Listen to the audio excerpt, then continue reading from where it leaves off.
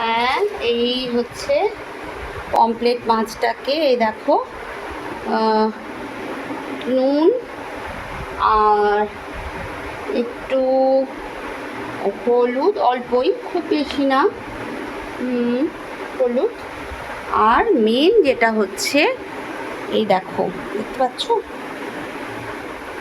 এই লেবুর রস, এটা দিয়ে মাখলে কিন্তু মাছটা খুব ভালো হবে। এই লেবুর রস দিয়ে মাখাটা প্রয়োজন, নাহলে মাছটা ভালো হয় না। এই লেবুর রস দিয়ে ভালো করে আমি মেখে নিচ্ছি। লেবুর রসটা দিয়ে ভালো করে মেখে নিলাম। আর এর মধ্যে লাগবে শুধু পেঁয়াজ। এবার রেডি করে নিলাম, এবার রান্নাটা করতে হবে। ছুটির দিনে রান্না করি, ভালো লাগে, কিন্তু এবার একদম ভালো লাগছে না। দেশের এই অবস্থা, আর বেশি বেশি খাওয়াটা নিজেকে কেমন যেন অপরাধী বলে মনে হচ্ছে।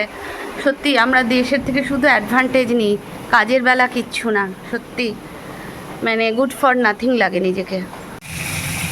নিজের জীবনযাত্রা একটু সংযত করা উচিত। এত দামি মাছ না খেলেও আমরা বাঁচবো।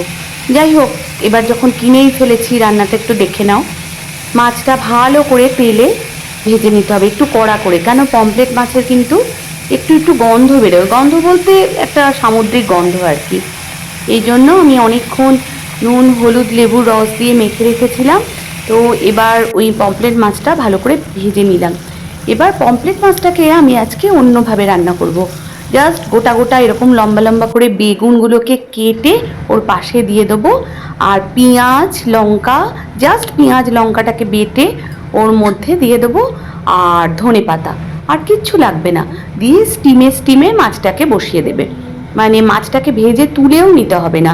বেগুনগুলোর ওপরে মশলা, মানে পেঁয়াজ আর লঙ্কা, আর কিচ্ছু দিতে হবে না, রসুন টসুন কিচ্ছু না।